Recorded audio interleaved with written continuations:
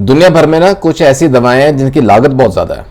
आपने देखा सुना होगा, paracetamol is one of them, acetaminophen है, टाइलेनॉल है। कुछ दिक्कत है, मैंने देखा अब्रॉड बाहर कंट्रीज में ना, कोई दिक्कत है टाइलेनॉल दे दें, टैबलेट खा लें, है ना। एसिटामिनोफेन सेफ मानी जाती है। पैरास्टामोल बहुत कॉमन यूज होती है दर्द में, बुखार में, अलग अलग कंडीशंस में, बॉडी एक्स है ना, तो यूज की जाती है। लेकिन कई बार अब ऐसे केसेस भी देखे हैं जो कि एलर्जी कर जाती है, ये सिंपल दवाएं भी एलर्जी कर जाती है। क्या करेंगे ऐसे केस में? Come to homeopathy. आज आपके लिए बहुत उम्दा दवा लाए हैं दोस्तों। You can say it is PCM, paracetamol in homeopathy. दवा का नाम है एसिटानिलिडम। देखिए कई बार होता है कि ना, आई हैव सीन कि PCM से भी एलर्जी हो जाती है, और बच्चों में ज्यादा ना दें तो अच्छा है।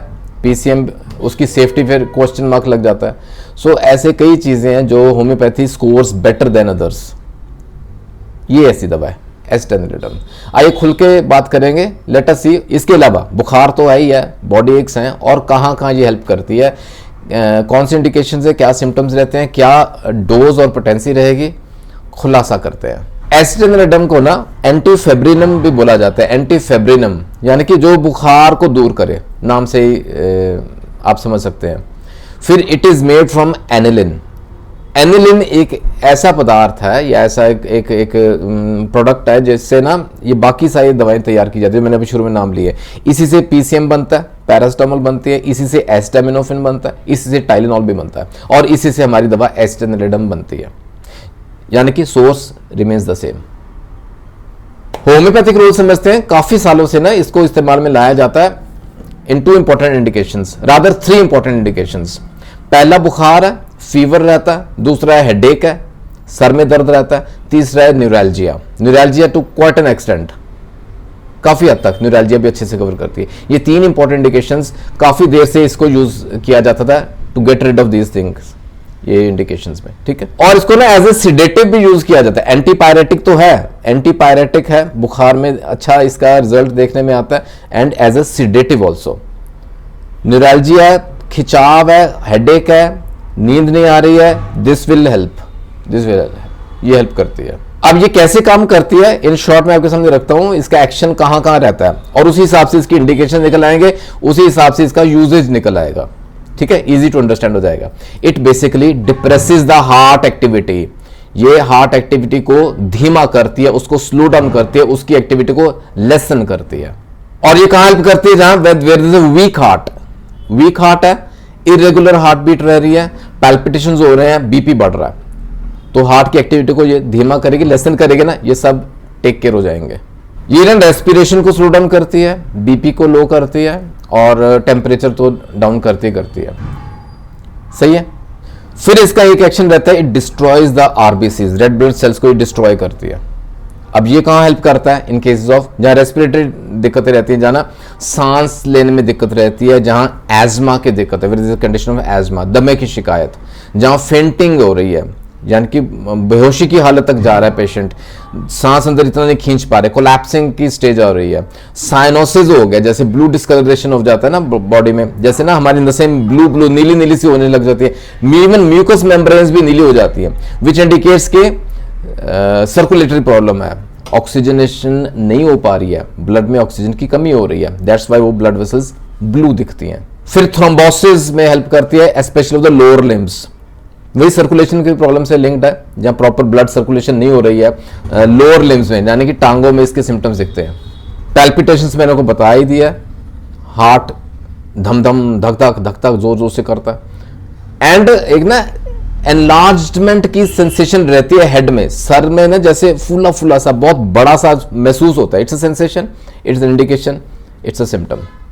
क्लियर है?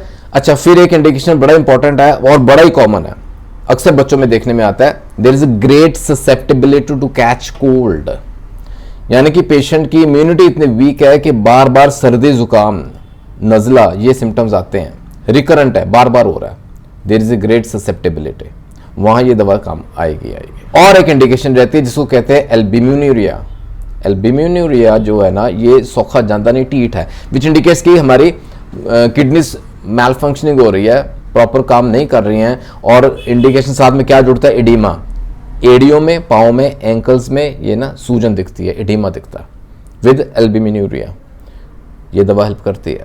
शुरू में मैंने बताया ना आपको फीवर, इट इज अंडरस्टूड। ज़्यादा क्या है इसमें, ज़्यादा हाई ग्रेड फीवर रहता है with body aches, with headache, तो ये दवा हेल्प करती है। Even in case of headache, मैंने सेकंड बोला आपको, माइग्रेन्स तक, माइग्रेन, सीवियर हेडेक, बहुत भयंकर किस्म का दर्द रहता है, तो भी ये दवा काम आएगी। और specially with there is a neuralgic pain in the head, नसों का दर्द, खिंचाव है, नसें खींची जा रही हैं सर के, माइग्रेन कह ले, हेडेक है, सीवियर दर्द रहता है सर में, एस्टेनिलिडम हेल्प करती है।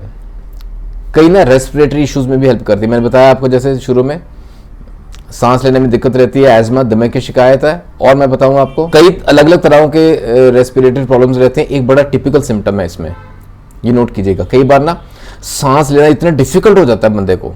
आप इमेजिन करिए कोई ऐसा पेशेंट है जो सांस बड़ी डिफिकल्टी से ले रहा, बहुत मुश्किल से ले रहा, और उसके आजू बाजू इर्द गिर्द जो भी बंदा होगा ना, उसका हाथ पकड़ के कस के पकड़ेगा उसको, he will sees it and he will clench it, उसको दबाएगा जोर से। क्यों? क्योंकि वो सांस नहीं ले पा रहा, ही नीड्स हेल्प, वो मदद मांग रहा है आपसे। ऐसा कुछ सिम्टम है ना, यही दवा हेल्प करेगी। और इन जनरल बंदा ना थोड़ा मॉरली डिप्रेव्ड रहता है, मॉरल डिप्रेविटी इज सीन, ऐसे केस में करप्ट, मॉरली करप्ट, ऐसे केस में ये दवा हेल्प करती है। आई डोजेज और पोटेंसी समझते हैं। It is available in trituration tablet form और पोटेंसीज में अवेलेबल रहती है डाइल्यूशंस में। आइडियली ना 3x टैबलेट्स में अच्छे रिजल्ट्स मिल जाते हैं, इजी टू कंज्यूम ऑल्सो, लेना भी इजी रहता है। बच्चों में अगर फीवर, हेडेक, ऐसे बॉडी एक्स सिम्टम्स आते हैं ना, जस्ट 1 टैबलेट, एक ही गोली लेनी है।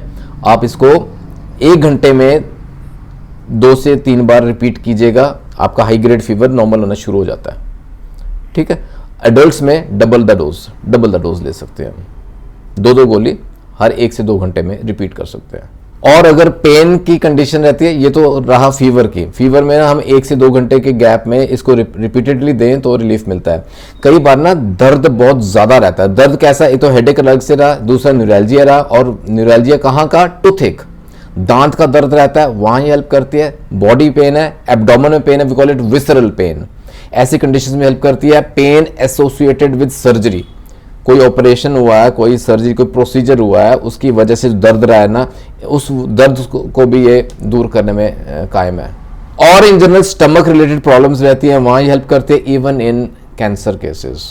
अब कैंसर का दर्द भयंकर किस्म का रहता है, आराम नहीं आता इजीली। इसमें ना हाई पोटेंसीज देंगे हम, we can go up to 200 and even beyond. ठीक है, ऐसे केस में ना हाँ डॉक्टर की सलाह जरूर ले लिया करें, फ़ायदा होता है। उम्मीद करता हूँ दोस्तों आज के इस वीडियो से ना आप तक इसके फायदे जरूर पहुंचे होंगे। याद रखिएगा, एस्टेनिलिडम होम्योपैथी का पैरास्टामोल है, PCM minus the side effects. जल्दी मिलेंगे अगले वीडियो में, ख्याल रखिएगा जरूर, टेक केयर, गॉड ब्लेस।